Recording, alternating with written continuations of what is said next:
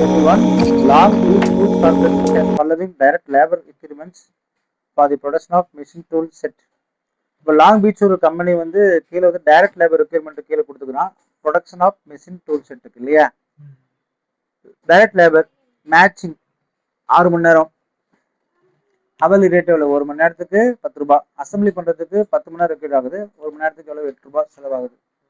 Forecasted sales for June, July, August and September are 6, 5, 8 and 7 units respectively. On June 1, beginning inventory of the tool set was 1500. The closing inventory desired each month is one half of the forecasted sales for the following month. அப்போ நல்லா closing inventory அடுத்த மாதம் each month in the one half of the forecast in the following month. அடுத்த sales அதுல one half அரை, 1.5 கிடையாது, 1 half. Prepare production budget for the month of June, July, August. Develop a direct labor budget for the month of June, July, August and for each type of direct labor. Long Beach production budget. What is forecasted sales? They have given yes, forecasted sales தான் கொடுத்தாச்சு. அது forecast இவ்வளோ sales ஆகும்னு நீங்கள் முடிவு பண்ணிட்டீங்க இல்லையா, அப்போ அது forecasted sales தானே. ஜூன், ஜூலை, ஆகஸ்ட் யூனிட்ல கொடுத்துட்டீங்க. வாட் இஸ் க்ளோசிங் இன்வென்டரி அப்படின்னு சொல்லிட்டீங்க. வாட் இஸ் க்ளோசிங் இன்வென்டரி இதை கொடுத்துக்கிறீங்களா எங்கேயாச்சும்? ஆனா சொல்லிட்டீங்க பாருங்க.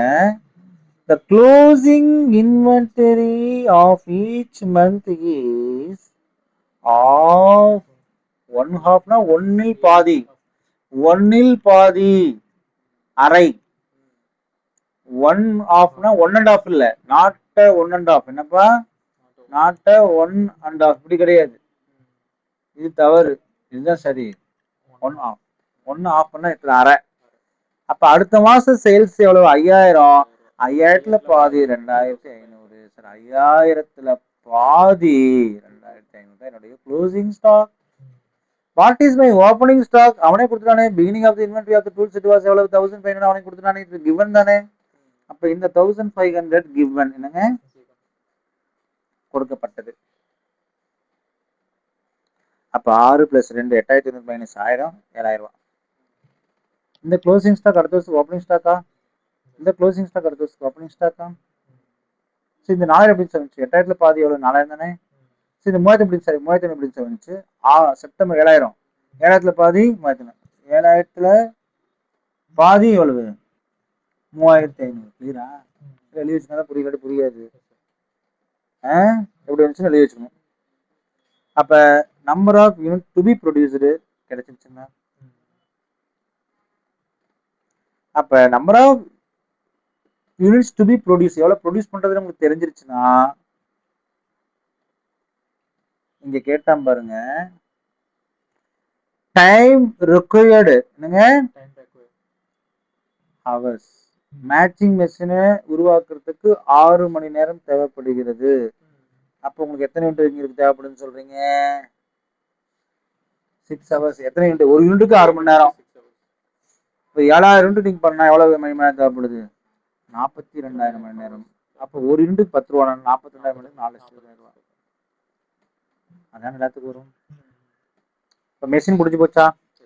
அசம்பிளிங்க்கு எவ்வளவு சொல்றீங்க சார், 10 ரூபாய் சொல்றீங்க. ரெக்கார்டு ஒரு யூனிட்டுக்கு எவ்வளவு எடுத்து பண்றீங்க, அப்போ ஒரு யூனிட்டுக்கு எவ்வளவு 10, அப்ப 7000 யூனிட், அப்ப 8 ரூபா. ஒரு யூனிட்டுக்கு எவ்வளவு நீங்க தரீங்க, அப்ப 5,20,000 ரூபாய். பாக்குறதுக்கு கடினமா இருந்த சம்மு ஒரே செகண்ட்ல போட்டோம். அப்ப கணக்கு ரொம்ப நல்லா படிக்கணும் அப்படின்றத நீங்க தெளிவா தெரிஞ்சுக்குங்க. ஏன் 7000 யூனிட் பட்ஜெட் ப்ரொடக்ஷன் கண்டுபிடிச்சாச்சு. டைரக்ட் லேபர் வந்து ஒரு யூனிட் உருவாக்குறதுக்கு 10 மணி நேரம் தேவைப்படுது. அப்ப மொத்தமா உங்க கையில 70 மணி நேரம் வந்துருச்சு. ஒரு மணி நேரத்துக்கு 8 ரூபாய் சம்பளம் கொடுத்து அப்ப 5,20,000 ரூபாய் அப்படின்றது ஜூன் மாசத்தோட செலவு, ஜூலை மாசத்தோட செலவு, ஆகஸ்ட் மாசத்தோட செலவு. அழகா அவன் போட்டு கொடுத்துட்டான். இது கடினமா, ஈஸியா, ஆனால் பார்க்க கடினமாக உங்களுக்கு. ஆனா எப்படி வந்துச்சுன்னு நீங்க வந்து வாயிலையோ கண்ணில் பார்த்தெல்லாம் போடாது. நீங்க என்ன செய்ய வேண்டும், இதை